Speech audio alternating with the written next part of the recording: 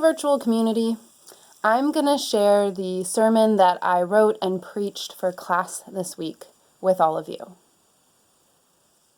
A call for lament. A couple weeks ago, do you remember a couple weeks ago? I woke up from a nightmare. In this dream, I knew that my brother was in an upper level of an abandoned skyscraper, unconscious and badly burned, hooked into an IV that I did not know who operated. When I learned about his condition on the phone, I felt and heard a noise escape my throat, one I have only heard once before, the unmistakable guttural cry of grief. Someone is dead or dying. By the time I saw my brother's body in front of me in the dream, I woke up. It was dark. My body automatically turned over, bringing me to my knees, and I prayed with gratitude that I knew with almost certainty that my brother was safe at home. Then grief washed over me again because just as I knew my brother was fine, I knew that someone else's brother, one of my other siblings in this world, was experiencing my dream as their reality.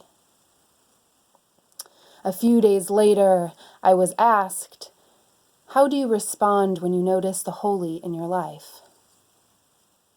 Immediately my dream came to mind. Prayer, gratitude, grief. Prayer, a physical act embodying surrendering, being, presence. Gratitude, filling up with and casting thank you into my relationships and beyond into the world. Grief, a punch to the gut, a reverberating wave washing over me, moving through me, connecting me to you, to what is greater than all of us. Is grief holy? Theologically and intellectually, I believe that holiness is not only found but inherent in lament, suffering, death.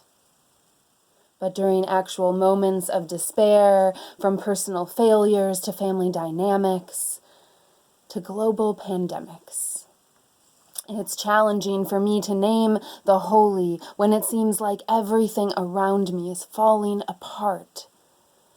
It's challenging for me to name the holy when it hits me again that it is not good enough for just me and mine to be safe and well. And yet, in these moments of despair, exactly in these moments, I fall to my knees in prayer, gratitude, and grief. I realize what is most holy. I assume many of you have been told again and again to see the blessing in the situation, to find hope in despair. But I ask you now, have you lamented today? Have you paused long enough to feel what you are feeling? Have you allowed yourself a little more, even if you can't name why or what, rather than reacting to the fear of disconnection? Have you actually let yourself experience disconnection? Before moving to comfort others or post a cat picture, have you grieved? Have you let yourself break down and cry? Are you allowed the space to break down and cry? I had not cried until writing this sermon the fourth time. I am a lingerer. After gatherings, meetings, classes, I stay, talk, and laugh with other lingerers.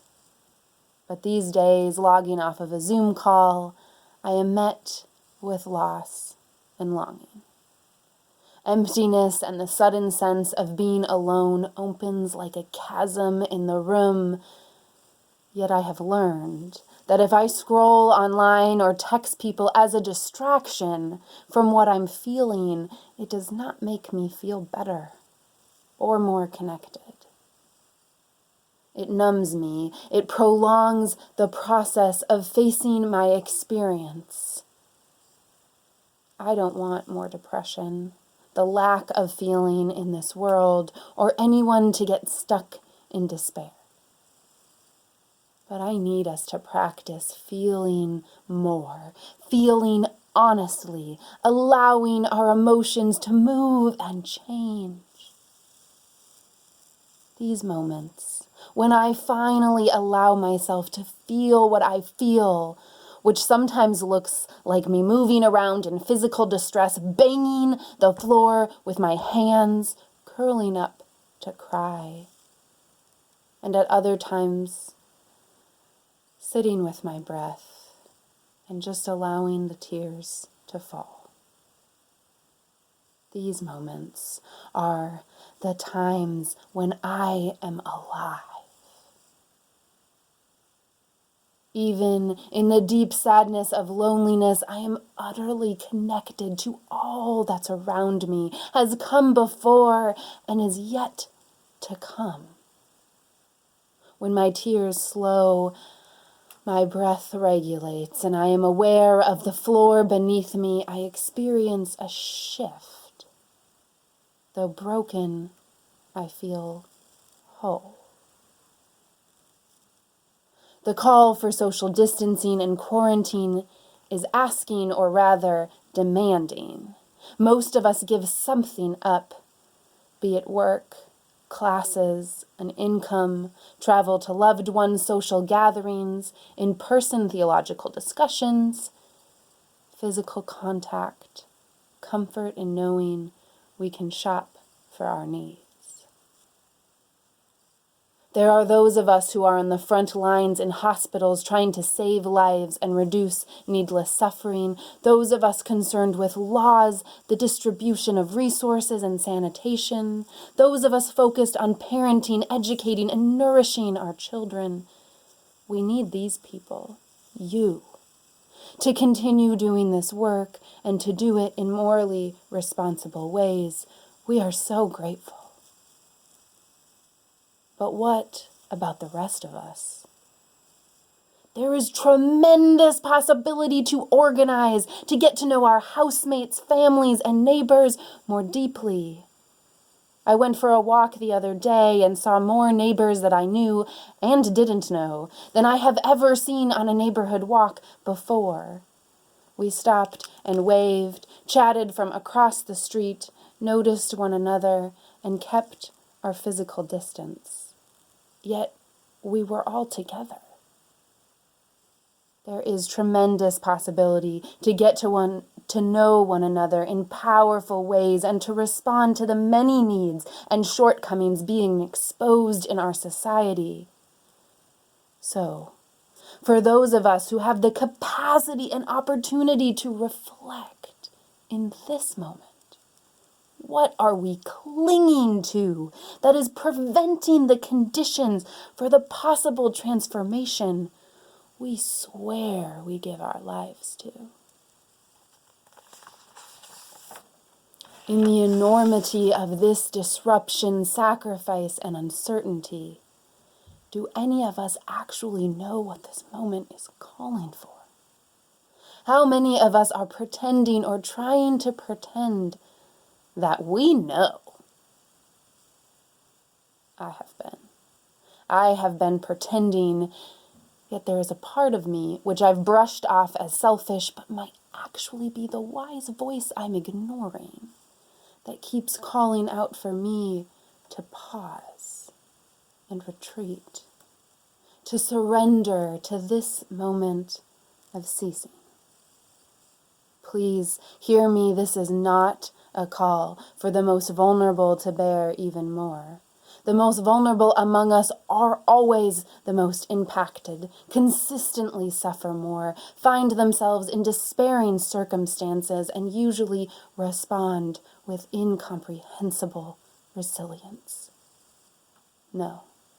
This is a call for those of us who have the privilege of self-quarantining, for those of us who are being given the space to pause and witness as the world as we know it disintegrates around us. This is not the time to cling to false idols and apparent security. This is the time to face our disconnection and despair. This is a time to grieve. This is a time to let false hope die and put our faith in the creative possibility of transformation by dedicating our lives to being a part of the organism of community. The role of grieving is not to be taken lightly. Have you lamented today? Theologian Henry N. Wyman writes, despair. Despair is the state of mind ensuing when the good to which one clings as source and sustainer of all other good has been taken away. When that to which one clings is not truly the source and sustainer, its removal and the consequent despair open the way for the real source to enter. Creative power has the possibility to dominate over all else as it could not before, and could penetrate beneath every obstruction raised against it. But this radical transformation cannot occur without despair. If by despair we mean the removal of every other good to which one clings as ultimate source and sustainer, otherwise known as idolatry. Perhaps for many of us, what we are clinging to is not only the apparent stability and security of meeting our material needs, but also the false notion that when others suffer, we do not. But deep down, we know there are no other people's brothers. There are no other people's children or grandparents.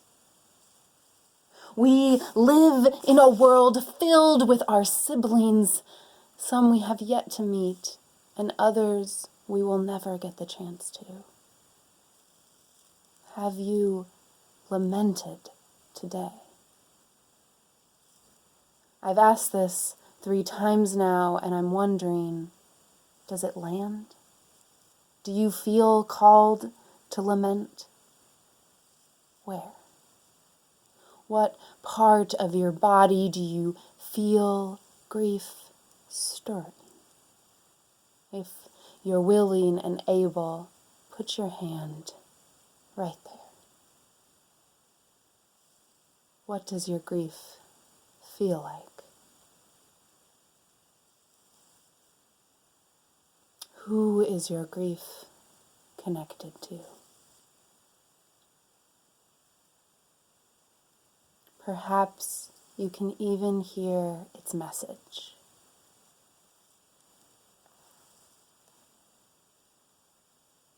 We do not create transformation.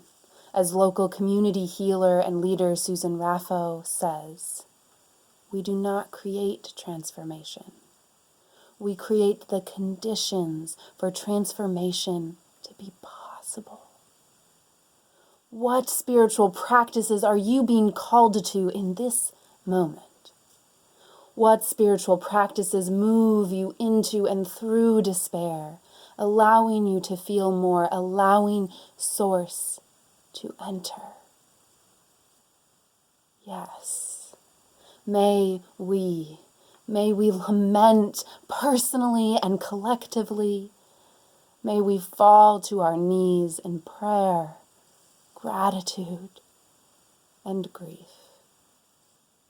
May we surrender to the ceasing, not in order to tolerate suffering, but precisely the opposite, Do not allow this ripe opportunity for creating the conditions of radical transformation that we know the society needs to pass us by. May we surrender to the one true source with many names: creativity, God, mystery, love. Amen.